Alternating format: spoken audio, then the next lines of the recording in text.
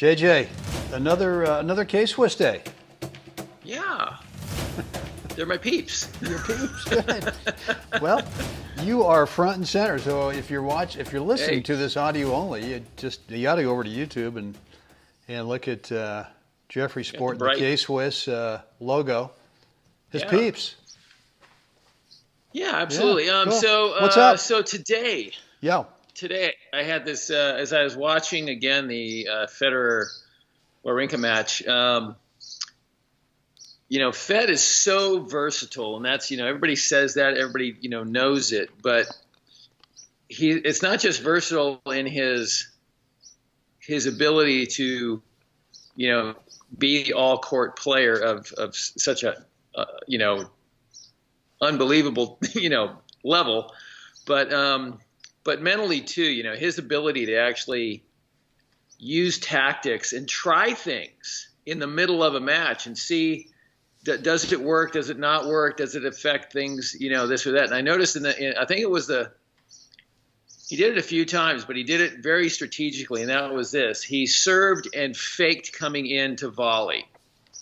He served, took 2 steps in, and then pulled right up in that. And literally, I think Stan, in that scenario, missed like 2 or 3 returns because, he saw the move and he's thinking he's got to hit it better. And then, Fed pulls up and he doesn't go in. And so I thought, it's another tactic that can be easily deployed, at any level of the game. But it's thoughtful. When am I going to do this, right? And he definitely did it. He did it in the last set where it was most effective. He did it when serving to the ad side. And it was probably 30-15 or something. Well, look, advantage. I mean, the fake serve and volley doesn't work unless you've actually showed some real serve and volley. Right, exactly right. Now, obviously, in the match in the 4 sets, he went to the net 45 times or something. Great, yeah. Something like that. So he'd established it as a tactic. He established it a lot on his second serve. He served and volley a lot on the second serve. And that's based on where Stan is way back there. And it'll be interesting to see if Rafa decides to stay way back there. If Roger's going to do if Roger will do the same thing. I would think that he would, and then also on the deuce side, the softer swing serve out wide, so the ball is actually dying on the vine by the time Rafa makes contact, and then sneaking in the serve and volley on that one too, and so anyway, but I liked it. It was something I noticed yesterday that was really, I love the way he deployed it and when he did it. First, like you said, you've got to establish that you're capable of serving and volleying, that it's actually winning you points. It doesn't. The guy's not going to have as much fear if you've done it, 10 to 15 times and he's won all those points. He really doesn't care if you're coming or not at that point. That's right. Yeah. But really, it's when you've established it and you're mixing it in, deploy that, serve. Couple steps in and then pull up and look for that. We talked a little bit about this in the last episode where just your fall into the court after your serve is going to be 2 or 3 feet. But if you take that one extra step as a strategy, as a tactic, and so the guy sees you do it and then pull up and take that one little shuffle back, I think you might be able to find some. Could be if the guy, gives you a little bit of a duck, you could immediately deploy the drop shot, or a stinger, something a little heavy into the ad side court corner.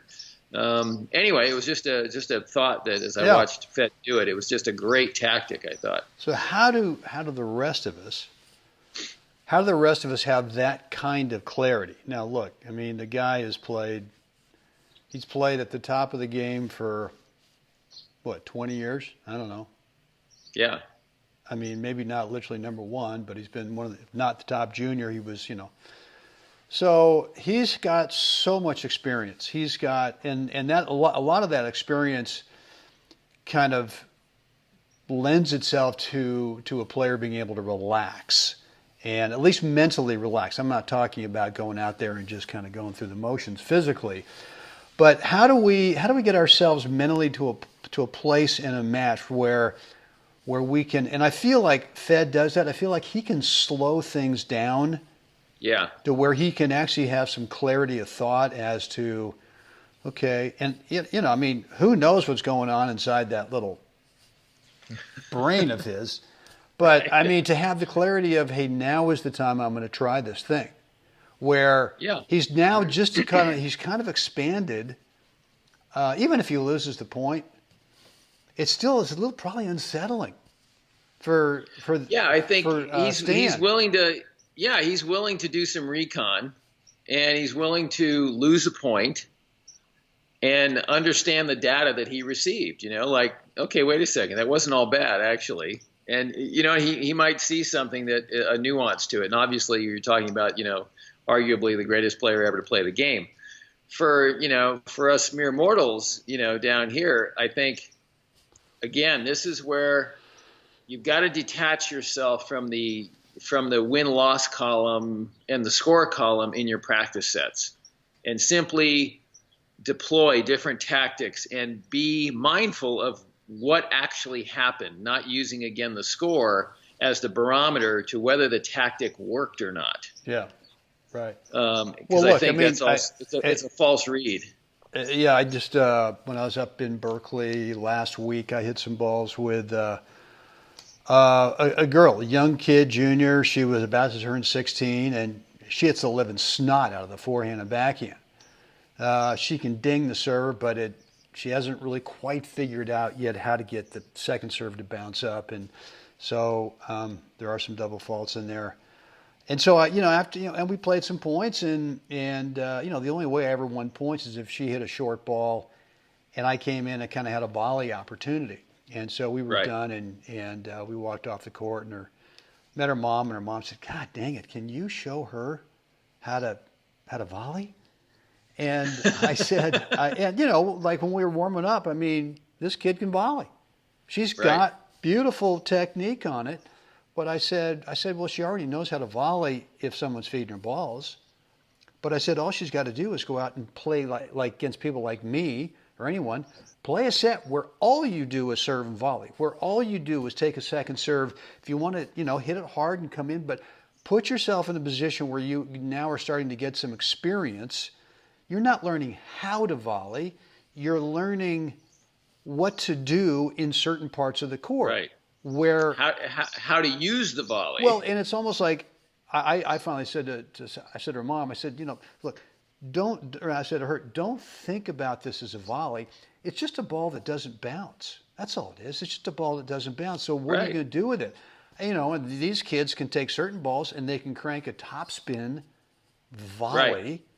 And man, if I could do that, I'd do it. But I go ahead. Well, I was just going to say that, for anyone listening, look, if there's certain things that that you need to do to be able to expand your game, and it could be that it's really not so much about, we talked a couple of episodes ago, well, you don't need to totally get a brand new technical stroke to be able to hit the ball over there from where you are in the court right now. Right. All you need to do is put yourself in enough situations in practice so that you can sort of, just like you said, you can't worry about score. You cannot worry that, well, God dang it, a couple of fellas are up there in the deck drinking a beer and they're watching me play, and I certainly don't want to have to walk off this, this match today, this practice match, these practice sets, and they go, wow, you lost it. Right. Huh? Okay, all right. So I just think that I maybe we're totally off topic here, but I just think that if there's a part of your game that that you'd like to get better at, then get out there in a practice situation. Forget the drilling. You've done enough drilling. We all know you've done enough drilling. Play points. And if you want to play points where you don't even keep track of the score, great. You serve for 10 minutes. If you want to learn more about serve and volley, if you want to learn more about serve, and as we talked about, serve and stay in, and then take an approach shot, well, do that for the next 10 minutes. Right. And eventually you'll stop worrying about it, and you'll start learning about it, And so that was sort of my advice to her. And we'll see.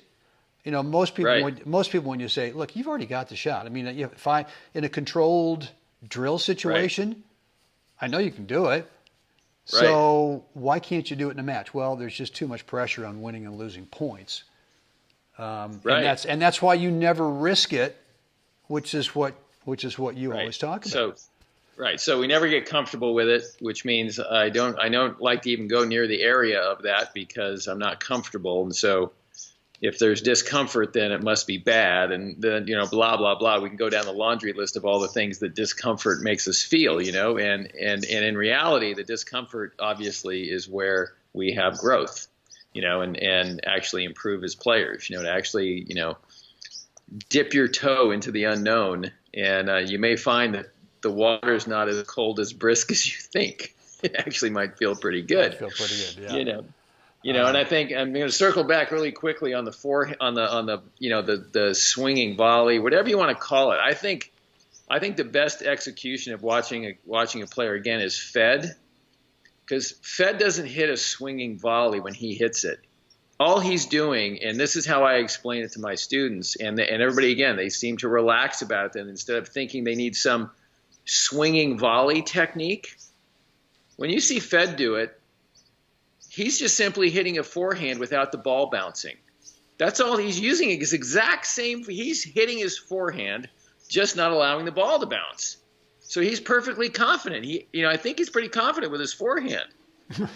So if and that's the kind of the weird kind of thing. Sometimes you see, like watching watching one of the matches the other day, one of the some of the gals, and they come in and the ball's coming in kind of high, and it kind of comes this high, weird hybrid overhead kind of thing, and I'm thinking, man, just step around that thing and hit your forehand. You've been cracking it all day. Quit trying to worry about some new, different way to hit the ball. Let's just use your stinking forehand. Yeah, no, that's right.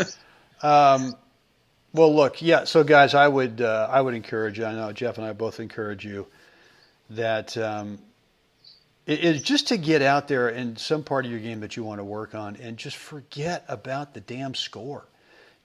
I mean, again, like I do with Owen. Every time I go out with him in the mornings, is we warm up like for 6 or 7 minutes, and that's it, and then we just play points. And I'll serve for 10 minutes. And there's no set. We're not. Oh boy, 9 minutes and 58 seconds. I got to serve one more point. No. Right. It's just whenever we feel like it. We don't keep score, but we do keep shifting from deuce court to ad court and this like that. And for both of us, it gives us time to not worry about the score. And if there's something we want to work on, and I'm always kind of thinking about. I mean, like this morning, I got a tournament coming up, so what I was working on this morning is not working on anything, right? Trying to get my mind clear, right? Right. And a lot of it was if I'd lose a point or when I lost a point, I was practicing this week how I want to respond to losing a point next week in the tournament. And that response was, as you always say, just turn your back to the net and just walk away. Just simply walk away from it. You're done. And I was practicing. If there was something I wanted to think about, if he had a clean winner, there's nothing to think about. Right. But if I missed a ball, it was kind of like, well, next time I'll give that ball a little more space. I don't need to go quite that close to the line. Right. So, and that's the beauty, I think, of finding a practice partner who's willing to do that, who's willing to go out there and spend an hour in the court, and you guys just switch every 10 minutes from serving. Don't keep score, and work on stuff. And if it's serve and volley, then you got 10 minutes. 10 minutes out of your life, that could be a game changer in terms of what your serve and volley then becomes. Right. From here on out. If it could be just 10 minutes of you going, I can do this. I can do this. I don't need anything fancy. Exactly right. I mean, and at the end of the week, if you do that, if you did 2 rotations of that 3 times a week, that means you got an hour under your belt of practicing serving and volleying during that week. But it's Right. spaced out, which is actually better than one day focused and just doing it, and then I don't touch it for 5 or 6 days. I agree. Better to have it stretched out over I that, agree, you know. yeah. So, you know, and for everybody too, be creative.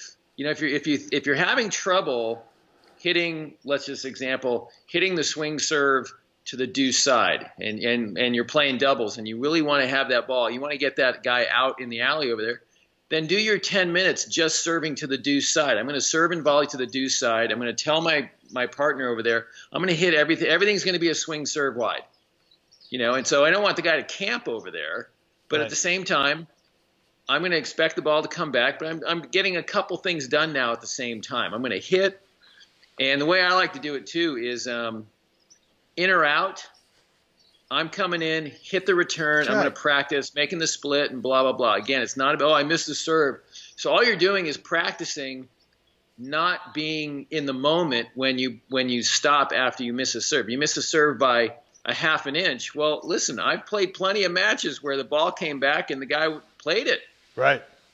So you've got to be able to stay, you know, in that moment and do that. So anyway, I just wanted to say that. Be creative, and just if there's a detail, then practice the detail. Good. Good. You know. All right. Good topic today. What was the initial topic? The initial was Fed and the fake. You Yeah, know, yeah. Hitting the The serve fake- and the the fake serve and fake volley. serve and volley. Yeah, Well, you could practice that too. you could. Which one? You could. Yeah, you could. You could.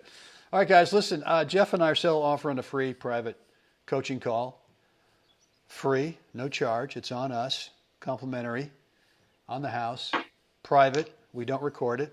Doesn't get distributed out there to the online Right. communities where we're, you know, trying to blackmail you. Well, we won't put it out there unless you pay us $1,000. Right. So, so it's all good, and it's only 10 minutes, but we want you to bring that one thing in your game right now, whether it's singles or doubles.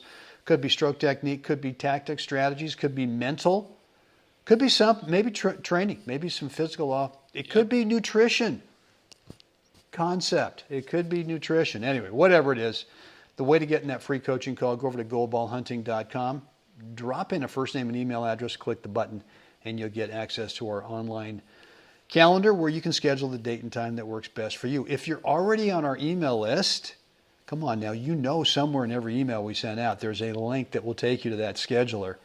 So take advantage of this, guys. We want to find out what's going on with your tennis and give you some thoughts about how to start getting that result that you ultimately want. Jeffrey, what would we like the really fine folks to do right now? Like us, share us, please subscribe. Yeah. Let us know what you think down below. Outstanding. Guys, get out there today. Help someone else have a spectacular day. Jeff, we will do this again tomorrow. Can't wait.